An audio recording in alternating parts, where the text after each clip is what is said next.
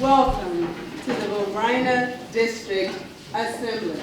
I am Alicia Atkins, proud school board member representing Varina, Sandston, and Highland Springs.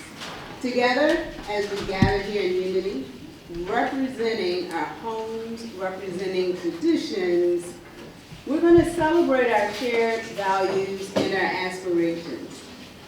But before we commence, I just want to say to our band director, thank you. Please join me.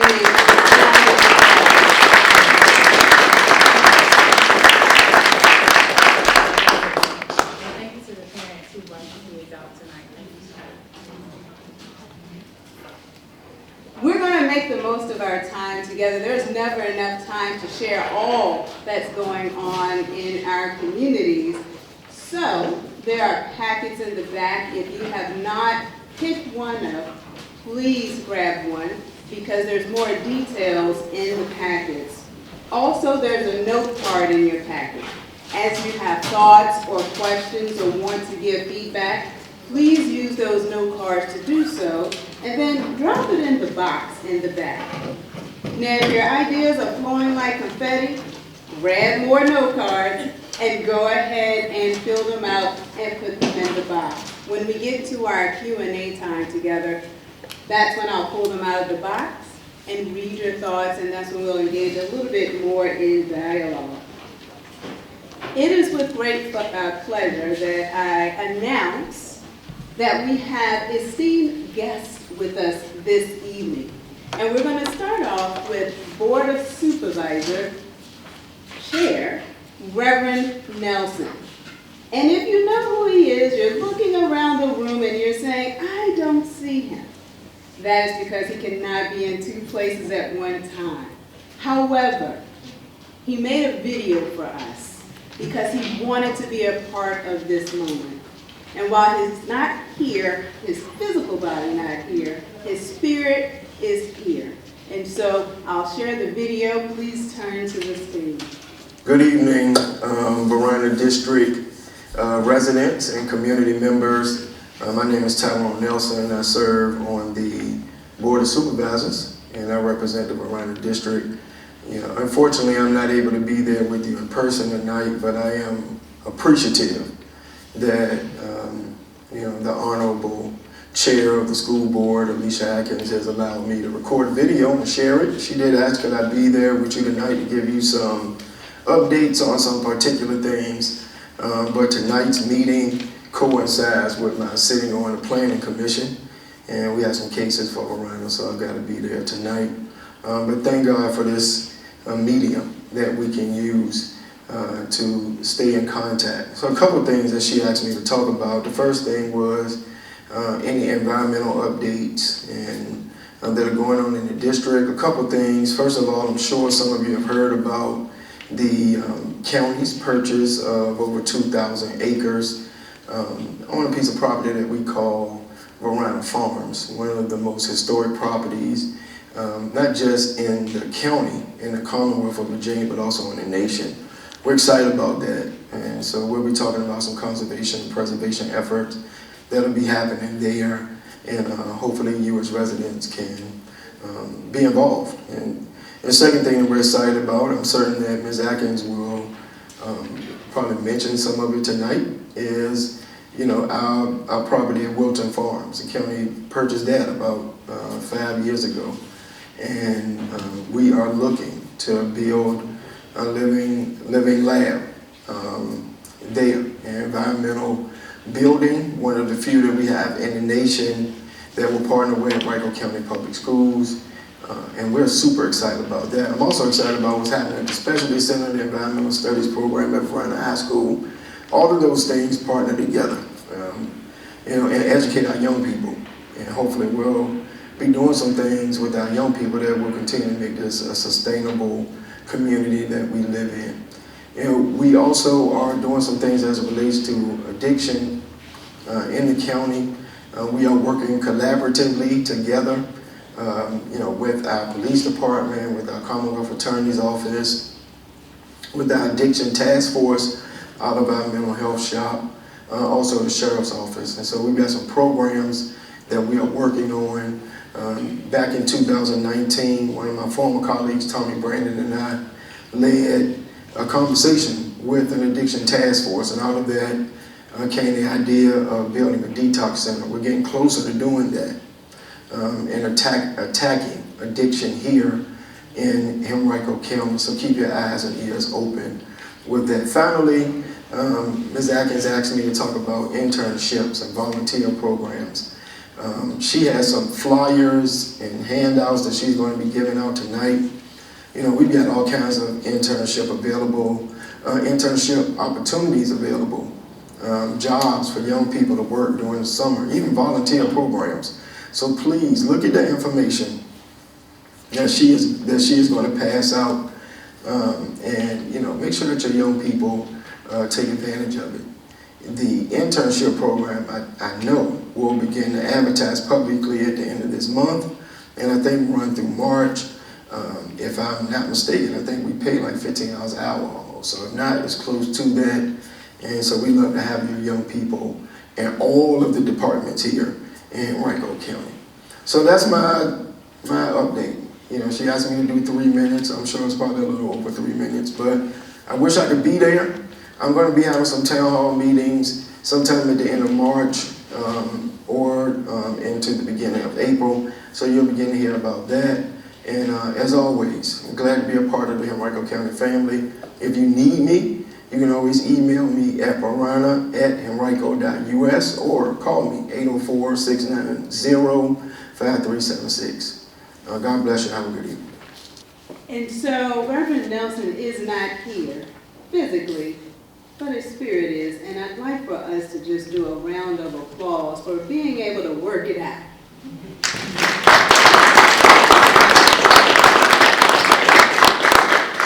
If you are not aware, Reverend Nelson has been a steadfast pillar of leadership in our community, diligently serving as Varina supervisor for an impressive 4th term. His dedication to the betterment of our locality has been exemplified through his tenure, marked notably achievable achievements and significant contributions. Our next esteemed guest is living history. And it is important during this special month that we acknowledge that. Sheriff Alicia Gregory. Sheriff Gregory is the first Black female to serve as sheriff in Henrico County and is serving her 2nd term. With 25 years of experience and a dedicated staff of over 400. Sheriff Gregory and her team safely managed 2 separate jail facilities in one of the largest, most densely populated counties in Virginia. Sheriff Gregory, the floor is yours.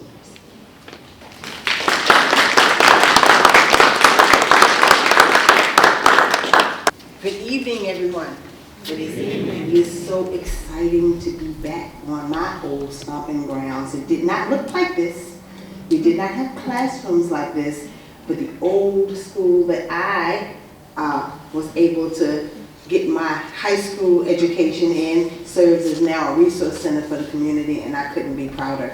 As the Honorable Alicia Atkins stated, I am your Henrico County Sheriff, and I enjoy going into my 26th year as a member of the Henrico County Sheriff's Office and leading into my 2nd term being the sheriff. And so I'm excited to be able to continue to serve the community that I grew up, that supported me, that nurtured me, and now having an opportunity to give back in my role as sheriff. Alicia asked us to explain a couple of things. There are a lot of people that still reach out and contact me because as sheriff, they aren't quite sure of what all my duties and responsibilities are. So in Henrico County, as the elected official, I am the highest ranking law enforcement official in the county. And in Henrico County, we delegate our community policing to the Henrico Police Department.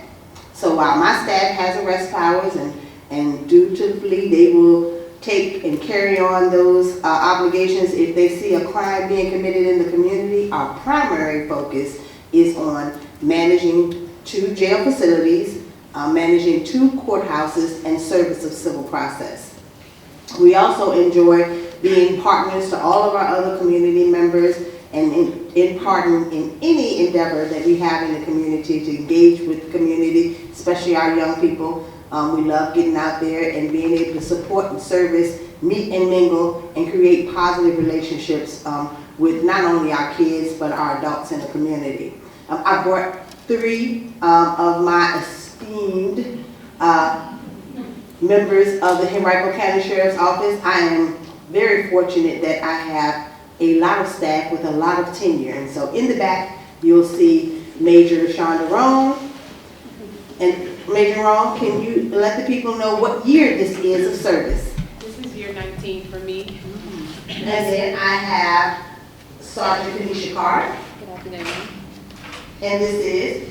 This is going on my 9th year with Henrico, but my 11th year overall in law enforcement. And I think career deputy Richard Nichols. Yes. This is what year for you? This will be year 30. So, as I say, I am very honored and privileged to lead a group of seasoned and tenured deputy sheriffs that are committed to the community. We also are excited about some of our internship and employment opportunities. And for that, I'll bring up Career Deputy Richard Nichols and Sergeant Kanisha Carter, and they are members of our Human Resource Department and community outreach. Everybody has 3 or 4 jobs at the Sheriff's Office. And community outreach and engagement and recruitment and retention. So they'll come up and tell you a little bit about some of the opportunities, not only for employment for our young people, and we have paid internship opportunities in 2 different buckets for some of our young people. So, come on. Thank you, Sheriff. All right, good evening, welcome, and thank you for having us. Again, Deputy Nichols, Sergeant Carter, appreciate you having us here tonight. So we have had historically internship opportunities for our high school students, primarily with Hermitage High School. We've had that in the past where it's actually a paid position. Some of the juniors and seniors in high school would actually come over and assist in our civil process section, so where they would actually key in some of those papers every afternoon. So actually looking to get back to doing that in the future. I know the sheriff has also expressed interest in having some of those students maybe expand that beyond just that one high school, but also maybe have them come over and get trained in our central control, front desk operations as well. So that's something that we're looking at doing in the future. So that's a part-time position for some of the juniors and seniors in high school. We also have some full-time positions available. We started just a few years ago what we call our jailer program. That's actually a full-time paid position for anyone 18 to 20 years of age. They go through the same hiring process, same academy training as anyone traditionally 21 and over. The only difference is when a jailer graduates our academy, they're not issued the firearm because you do have to be 21 by law to carry. But they go through exactly the same training, same hiring process. Currently, that sits annual salary at $50,082 annually. So anyone 18 making $50,000, I mean, tremendous opportunity.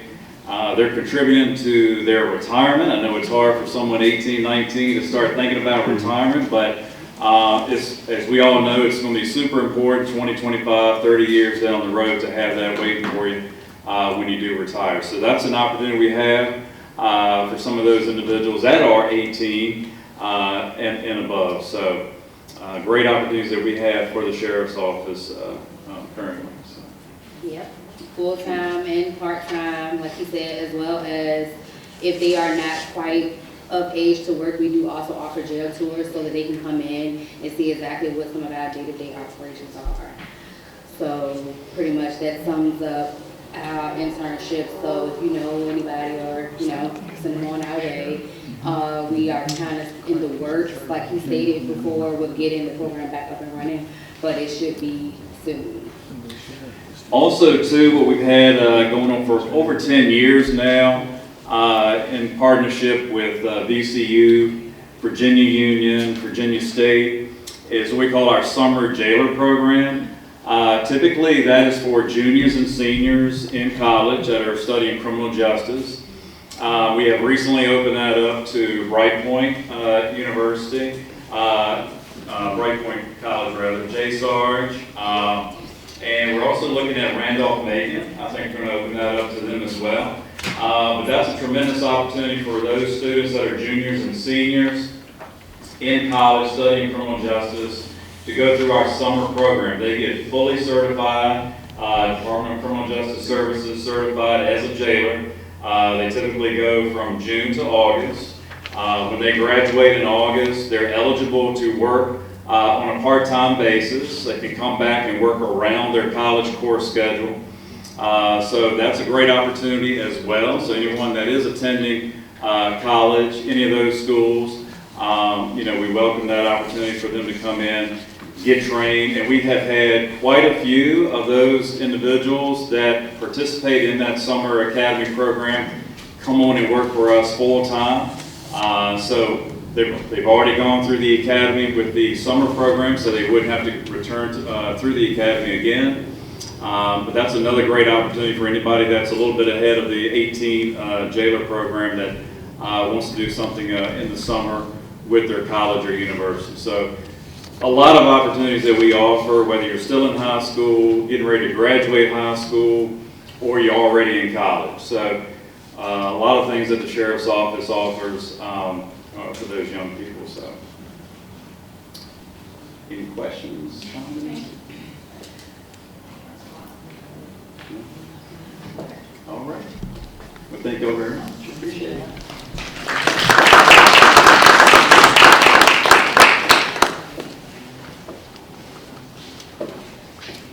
Thank you, Sheriff Gregory and team, for coming and sharing. Please remember to use those note cards as well if you have thoughts or questions, and place them in the box. If you're just arriving, there are packets on the back counter with additional information in them, and it's information from Henrico County Public Schools, Henricopolis, as Reverend Nelson mentioned, information from the county as well on internships, so forth and so on.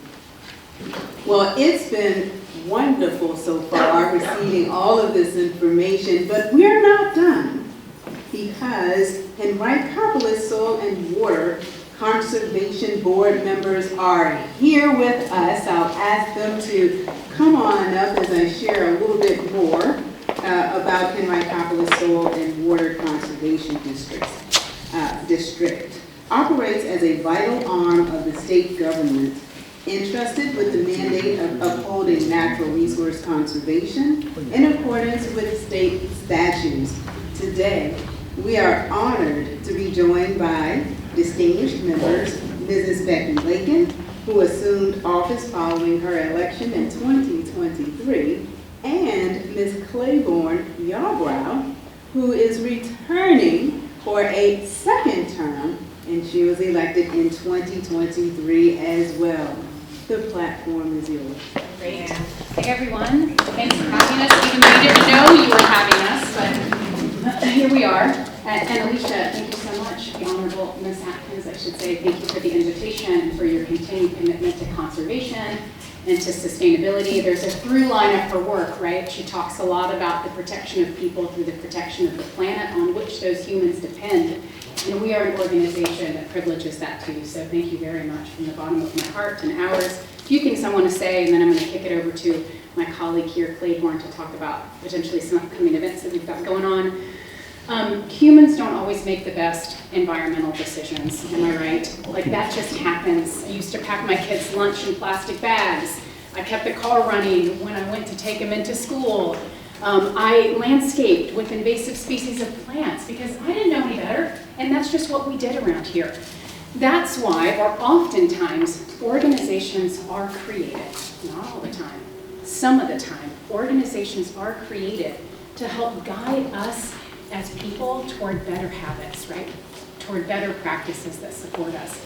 Henricopolis Soil and Water Conservation District is one of those organizations. In fact, we are one of 47 soil and water conservation districts in the state of Virginia. So 47, and we're one of 3,000 in the entire country. Impressive, right? I'm going to talk a little bit about what we do. My daughter's going to come in, she's going to distract me because she's so cute, but I'm going to try to focus on all of you, and she might say something to me also. But when I learned about the Soil and Water Conservation District, let me start over. I moved from the city of Richmond. We didn't have this happening there. We didn't have a Soil and Water Conservation District. When I moved to Henrico, there was a really steep learning curve about the work that we're up to. The way in which I made sense of it is that I categorized it into 4 kind of buckets of community support. So I'm going to walk you through those today, if that's okay, because some of them might actually impact you. Do any of you own a home? Are any of you farmers? Do any of you go to churches or visit cemeteries to show respect and care and love to people who have passed on? These are spaces and places that we support through Henricopolis, right? Okay, so the 4 categories are this. I'm going to quiz you at the end because we're in school. I won't. The first is funding. The second is, let's make sure I can remember, education. The third is engagement, and the fourth is outreach. Some organizations are dedicated to teaching. We're dedicated to that too. We want to be your guide. Some organizations are also dedicated to giving you money to make it easier. Also us. So let's talk a little bit about funding. There are 2 really important Henricopolis programs. There's more on this in your packet. One is for farmers who farm on in excess of 5 contiguous acres. We reimburse their investment in best management conservation practices. Think about cover crops. After a crop is grown and harvested, do you want the soil left there, or do you want the microorganisms in it regenerated? Do you want the micronutrients given back to it such that it can grow you corn or whatever it is again? The answer is the second one, and that means that cover crops are really important. We also work with farmers to install riparian buffers. Do you want fertilizers leaching into your river? The answer is also no. So we help pay to install riparian buffers, and there are many more best management practices that we do on farms through the Virginia Agricultural Cost Share Program. All right, so enough about agriculture, although it is so important and the largest industry in the state of Virginia, I might add, and the largest employer too. Let's talk about homeowners, let's talk about churches, let's talk about cemeteries, let's talk about schools. Yeah, let's talk about schools, talk about, in particular, Varina High School. There's a program called the Virginia Conservation Assistance Program. It goes by the acronym VCAP. It's a little easier to say than Virginia Conservation Assistance Program. It is another reimbursement program wherein homeowners, churches, schools, and more are able to invest in conservation practices that protect the soil and protect the water. That's what we are all about. We are about protecting soil and protecting water. In fact, we say clean water and productive soil is our vision. So I'm going to give some examples. Is that okay? Alicia told me 5 to 7 minutes. You can have a little bit more. Okay. It's all right. Because it is really hard for me to do anything in 5 to 7 minutes, like anything. Okay, so I am a homeowner. I actually am a participant in the Virginia Conservation Assistant Program in VCAP, right? Here's what they've done for me at my property to illustrate this for you. And the reason that I am a participant is when I wanted to become an elected official of yours, I wanted to make sure I understood your customer experience really closely and really well so that I could help make it better if it needed to be, right? So I have 3 formerly wild Mustangs on my property. 3. They require about 50 gallons of water a day. Where's that coming from? Right. We also grow, my husband right there in the car cart in the back, we grow a lot of our own vegetables.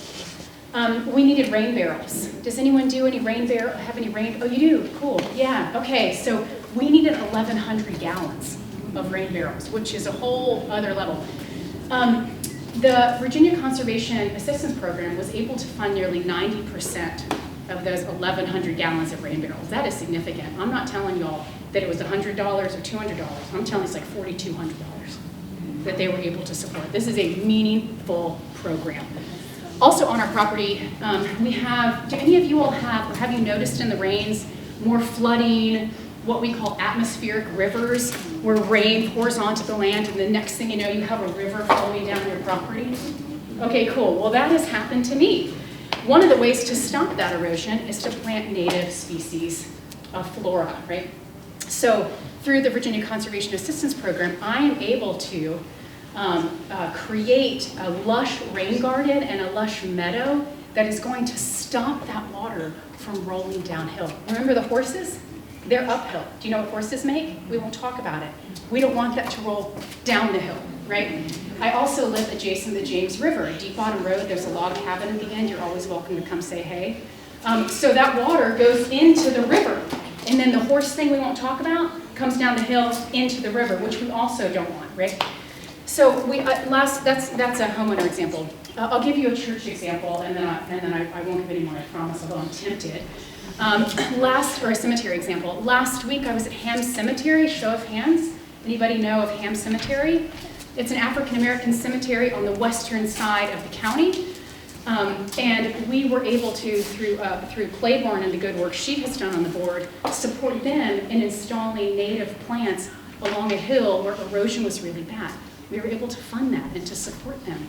And I'm talking funding 80% of a project cost up to $7,000. It is not a non-event, folks. And then we also support schools too. Any of you been to Varina High School or have students in Varina High School? Okay, awesome. There is the Varina Grove, and it's an open air center in the middle of the high school, and there are new plants, new trees, okay, new trees in there. That was also supported through a series of grants that came through Henricopolis and were passed to Varina High School thanks to the leadership of the Honorable Alicia Atkins, and also thanks to the leadership of Cassandra Epps. Does anyone know that name? Okay, great. Cassandra is running the Center for Environmental Sciences and Sustainability at Varina High School, which might just be the first of its kind in the state, maybe even the country, I don't know, but there aren't a lot around, and she's building it from scratch. And then the next thing we do is education. We support your students. Do all of you have students in school, K through 12 right now, or a lot of you? Okay, so we're trying to get more environmental education into the school system. Are all of you aware of our capacity issues inside school systems? Right, okay, so you don't then say, add this lesson plan to your lesson plan, already taxed teacher. Henricopolis is able to come in and to support those learnings, give lessons plans to teachers, and even deliver the lesson plans themselves through our education specialist. We also take people out into nature and say, remember all that cool stuff you're learning in the classroom? This is what it's about. This is where it is. We connect the what to the how and to the why. And we're grateful to Henrico County for funding that work, to folks like Reverend Tyrone Nelson and the other members of the Board of Supervisors, John Fulkes, Carrie Trittina, and more. And then lastly, I just want to talk about outreach and engagement opportunities. We would love for you to volunteer. Do you want to be part of the microinvertebrate group that is testing waterways inside Henrico County? We'd love for you to join. If you follow us on Instagram, it's Henricopolis. It sounds like a city in a Batman movie. It's not, it's York County.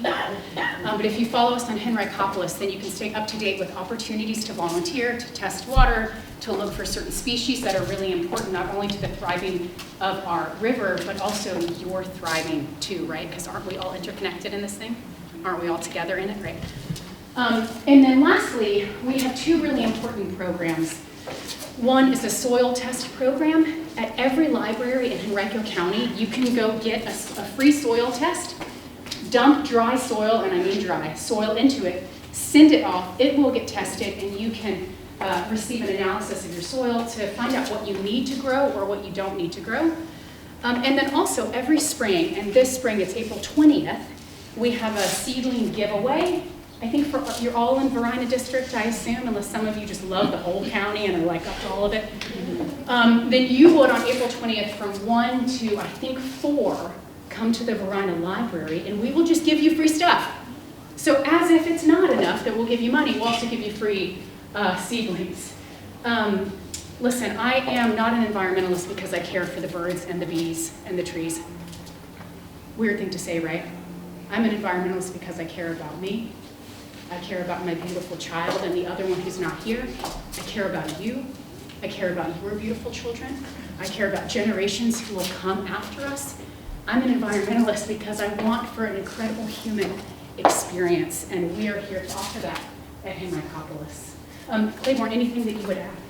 Fantastic job. Thank you guys. So, any questions before I head off? Any questions? Okay, VCAP. There's more information. I'm sorry, one thing I didn't say. If you need to reach out to someone about this, it's on the sheet. Yes, on the sheet. That's exactly right, on the sheet and the handouts that Alicia so graciously put together.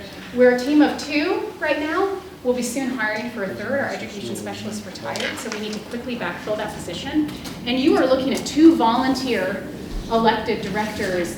We're a director team of 5. 3 of those are elected and 2 are appointed, and all of us work for 0 money because of what we care about and how we care about you and how we care about the thriving and the collective progress of this county. But you've got email addresses. You can reach out to the right folks, and again, follow us on Instagram. Cool? Good? Okay.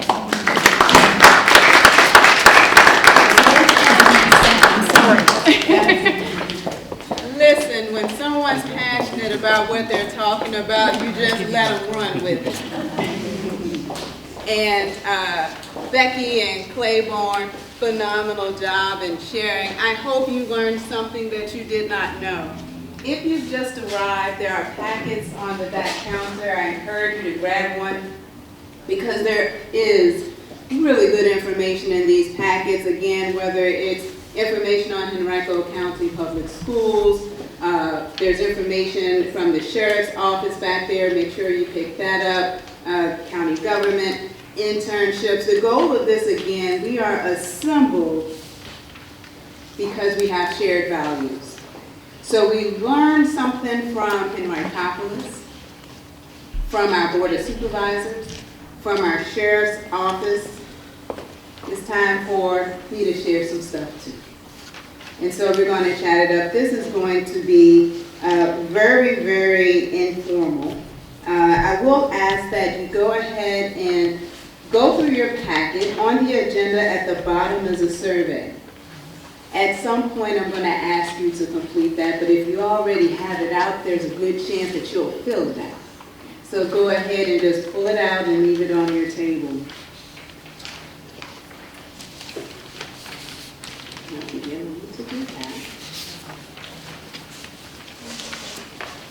So now I'll share a few updates that are happening specifically in the Varina District. I'll start off with Adams Elementary School. We've been waiting on this. There is progress. A contract has been issued for their renovations. And if you are not familiar, the Varina District recently welcomed Adams to our district, and they were in the process of thinking about what we're going to do with the new look. We were looking for contract. Bids were coming in double the price. We finally got to a place that we, want to pay, and a contract that we are pleased with. The Oak Avenue continues to take root. You may have heard in the paper about the expansion with social services. That is phenomenal. What you may not know is that if you go over to the Oak Avenue complex, there is a new space in there. There will be a grand launch, but you still can go now, with the Family and Community Engagement Team, along with the Equity, Diversity, and Opportunity teams. There's a family space, and it's beautiful. Anything you can think of is in that space. So if you are a family and you're looking for a place to go, a place to visit, something to do, it is free. There's a space for you there. They will also be working with students in that space. I encourage you to check it out. And of course, if you want to learn more, you can go to the HCPS website to learn more about the FACE team or our EDO, Equity, Diversity, and Opportunity Office. just in case you haven't noticed, you are privileged because you're getting a sneak peek into the new ACE Center. We will actually launch our grand opening this upcoming week, but it's nice to be able to sit in one of the classrooms to get a sense of what it can offer, what it will do, and we're very excited about this space. Environmental Education Living Building, Reverend Nelson mentioned it. I think you might have touched on it a little bit as well. I have very good news. I've been waiting on this news because we now have a design contract.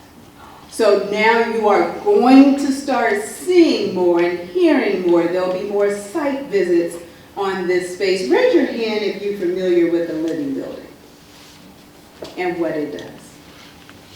Okay, well, let's talk about what a living building is first. And I specifically went out to get an official description, and then we'll talk a little bit more.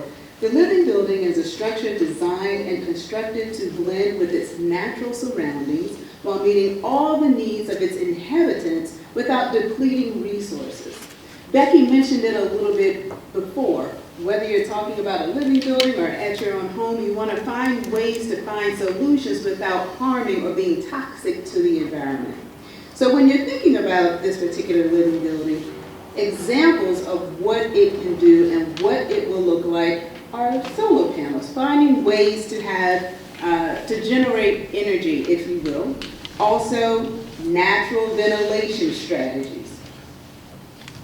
Adapting to the changing environment. So it'll be this resilient place against natural disasters. Also using natural materials. You know, you can pull up hardwood floors, and if they're still in good condition, you can reuse them. The living building will be using a lot of materials that have been used, but still good. And so we want to make sure that we honor those materials. It'll also reuse water efficiently. We heard a little bit about rain barrels. There will be some similar actions in this building as well. And I just wanted to give you just a few examples, because I can tell you a whole lot and you leave out of here and don't remember anything. I can touch on a few and ask you to do your research, ask you to talk about it, ask you to ask questions about it. And you can always contact me as well. The other news I had been waiting on was to solidify a projected date to when it'll actually be here. That date and that year is 2026. So this is new news.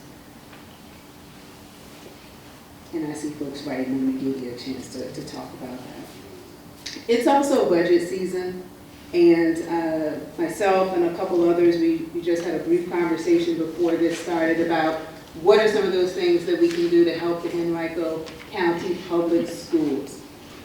First of all, world-class schools need world-class funding. So the expectation to have a world-class school without the funding, you're not going to get a world-class school. We'll get a good one, but we want to strive for a great one. And so some of the budget conversations, and this is some of the questions that I had been receiving, is what are some of the conversations look like when you're talking about budget?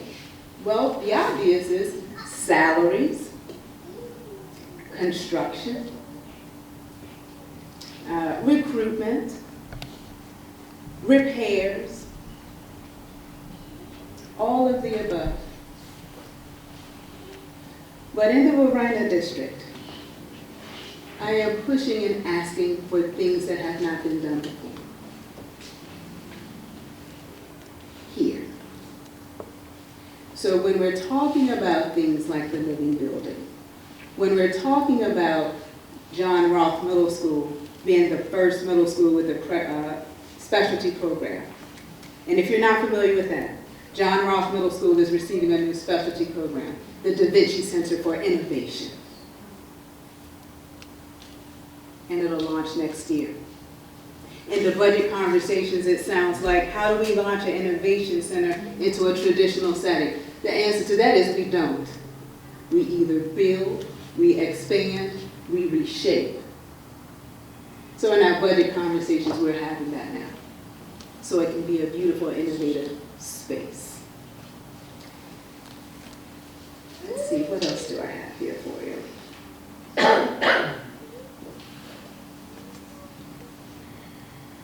Additionally, if you are familiar with the Virginia Literacy Act, it was enacted a year or so ago. It has expanded. The Literacy Act originally was for elementary students. It's been expanded to middle school students.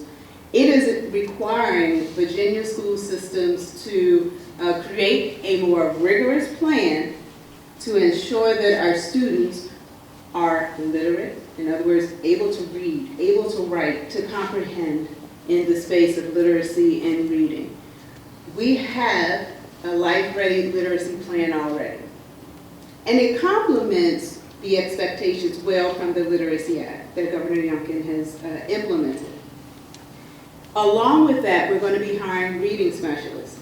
I believe we are going to hire 20 reading specialists in elementary, along with 10 in middle school. I can share with you we need more. So some of the ideas that I have received and some of the discussions that I've been having is around getting teachers' aides. You know, maybe part-time, more part-time instructional assistants. All of these things are part of budget discussions. And so I urge you, if you have ideas, if you have thoughts, you can write them on the card or you can contact me. Because all ideas are welcome. And we need them, I need them. Because we have people that can explore to see if they are a solution. And if they are, we'll do our best to figure it out. Also, I'll do a plug right now. If you are interested in working in Henrico County Public Schools, I always pitch, I want you to work right here. Highland Springs High School is having a job fair. I encourage you to attend.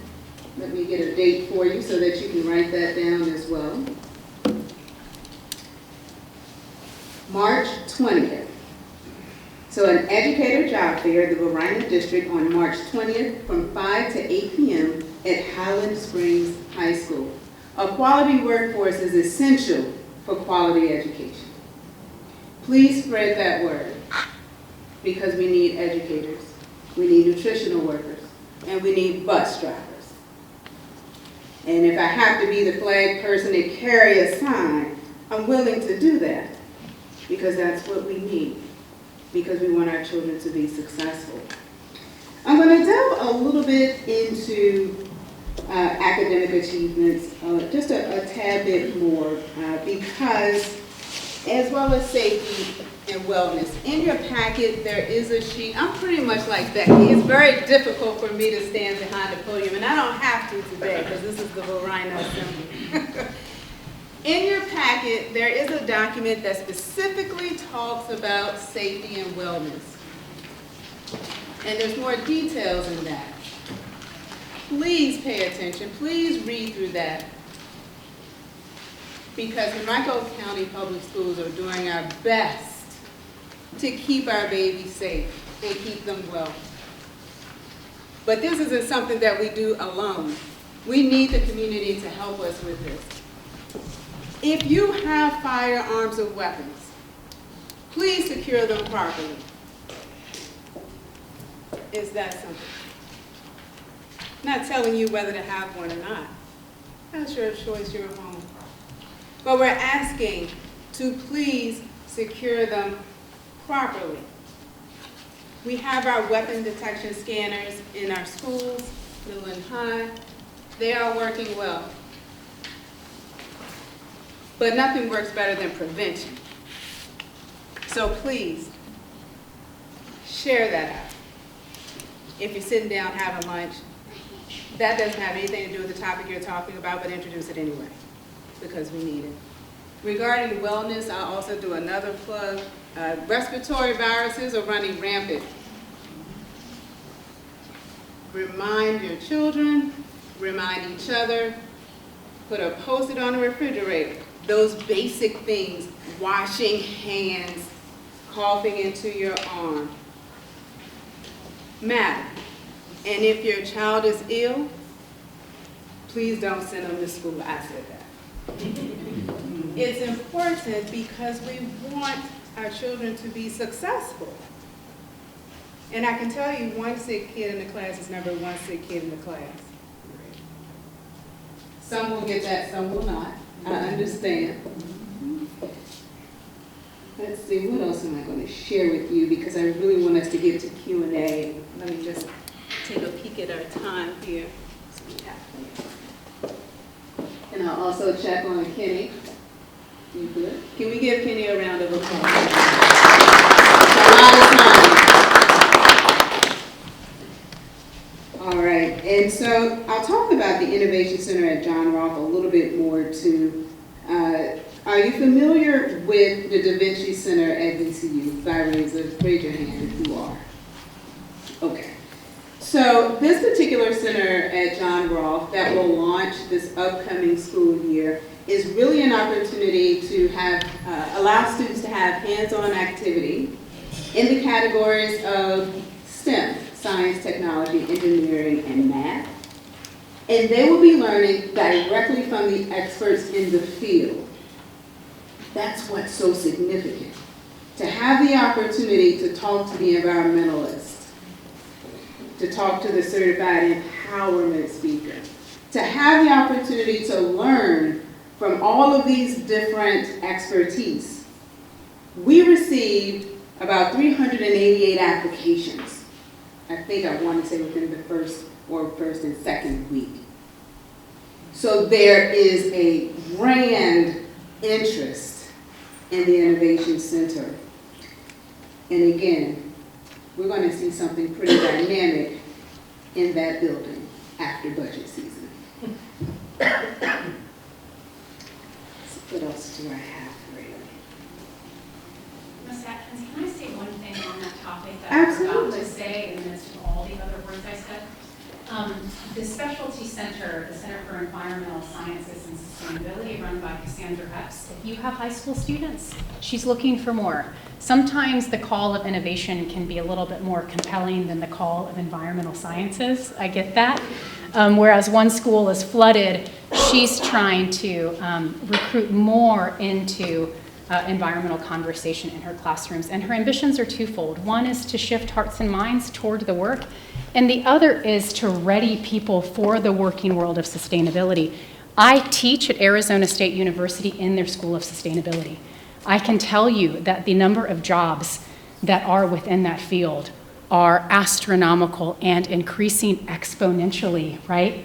And that's not just jobs within sustainability, that's jobs adjacent, that's electrical jobs, that's other work that we're working to support our students in learning and understanding. So if any of your kids or you know kids who are called into that, or you think they should be and you're the boss and so you get to tell them what to do, please point them toward that center in Cassandra Epps. Sorry, thank you.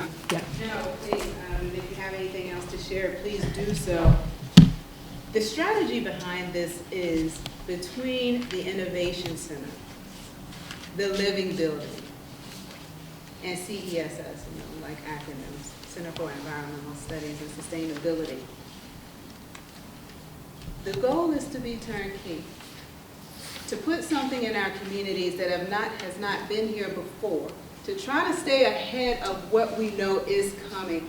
There's a demand now, there's going to be an even higher demand to save our planet in the future. So we want to put these things in place ahead of time so that they are ready to go into the careers that none of us know the titles of in this moment. And this is how you do that.